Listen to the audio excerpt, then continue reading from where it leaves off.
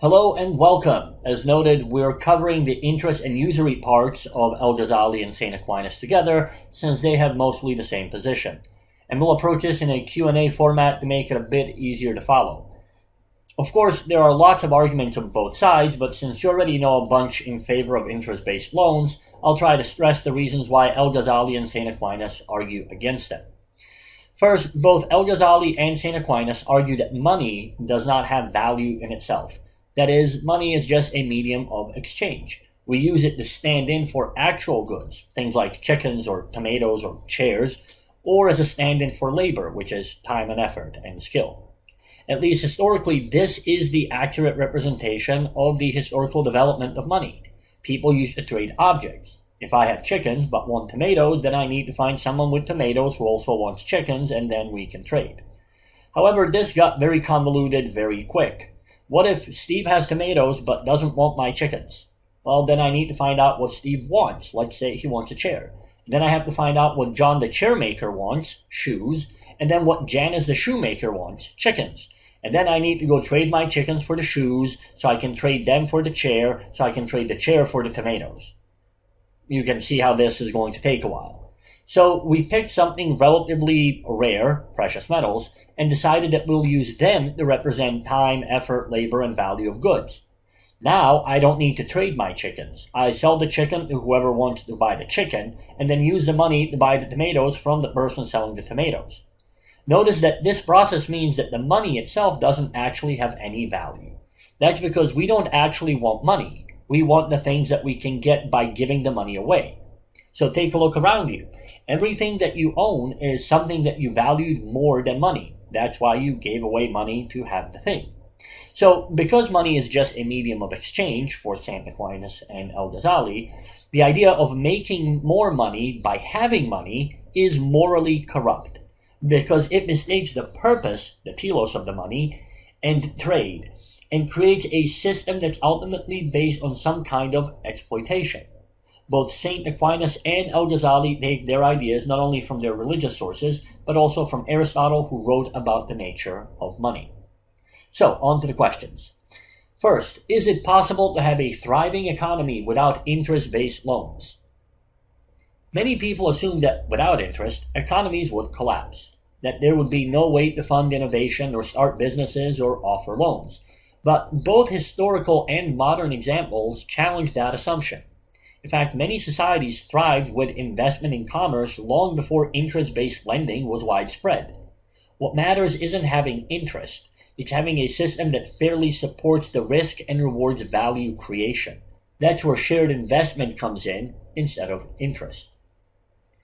Question 2.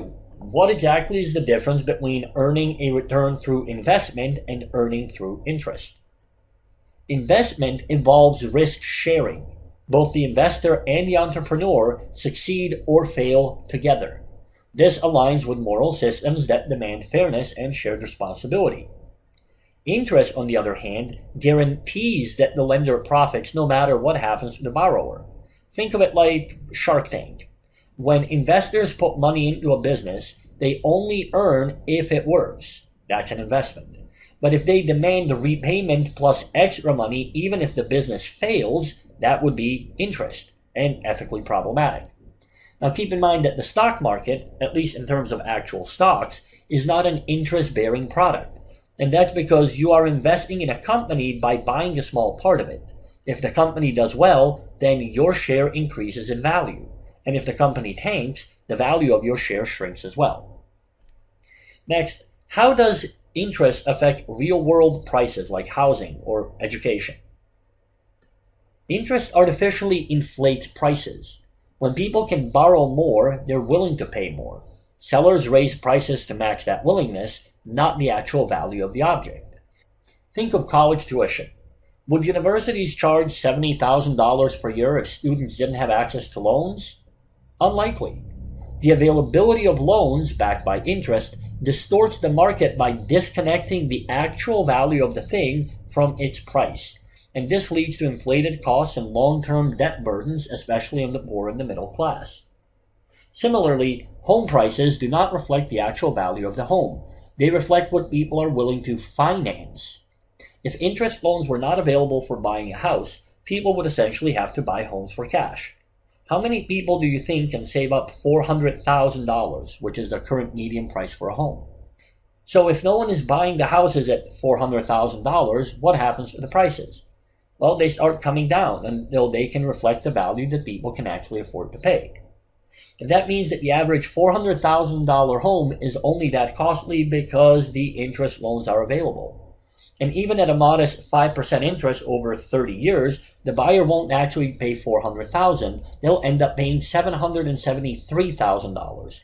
And then when they go to sell it, they will want to recoup their money, not just in terms of that $400,000 cost, but also in terms of the interest that they paid.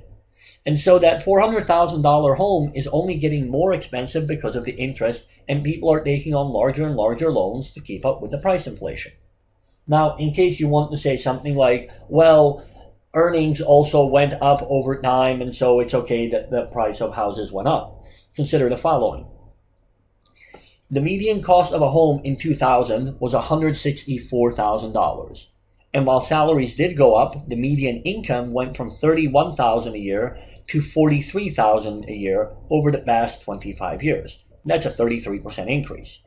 But the homes went up by a whopping 250%, and the average college tuition went up by 270%. And a good chunk of that increase is because of the availability of interest-based loans.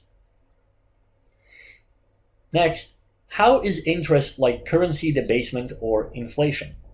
Well, Ibn Taymiyyah argued that both interest and debasement rob people of value. When government prints more money or reduces metal content in coins, they cause inflation, making money worth less over time. And interest does something similar. It quietly increases the cost of living by driving up debt and prices. And both practices allow some to gain wealth unfairly, not by producing more value, but by manipulating the system. And both erode trust in economic fairness.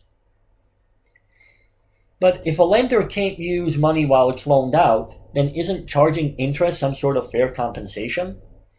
This is a reasonable question, but both Aquinas and Al-Ghazali would argue no. Money isn't productive by itself. It doesn't grow. It doesn't work, and it doesn't suffer. What's fair is to invest the money and share the risk. If you want compensation, you must also accept potential loss. That's what ethical investment would be all about. You're not entitled to profit just because you had money. Profit should come from value creation and shared risk, not a passive gain. Now, since money is a limited resource, then you should invest it wherever you think it will give you the most bang for your buck while exposing you to the kind of risk that you're comfortable with. The fact that you could have invested it somewhere else is not a relevant feature to the borrower. Imagine it this way. Let's say you can only work 8 hours a day, and you have a choice to work for UPS or for Amazon as a driver. Now, if you decide to work for UPS instead of Amazon, UPS does not owe you any additional compensation because you are not making money at Amazon. If you accepted the job at UPS, that's your choice. If you'd prefer to work at Amazon, that's your choice as well. No one owes you any additional money because you're not working somewhere else. And the same is true for the opportunity cost in lending. Finally, is it wrong to profit if the borrower agreed to the loan? Consent alone does not make something moral. Recall that St. Aquinas explicitly separates morality from legality. If someone agrees to a deal under pressure, say they're desperate and have no other options, that's exploitation, not fairness. Aquinas and Al-Ghazali both emphasize that moral economies rely on mutual responsibility. Charging interest undermines that trust. You are profiting not from the service you're offering, but from someone's vulnerability. And you can check whether this is the case by asking yourself whether they would accept your services if they were not in that position of vulnerability.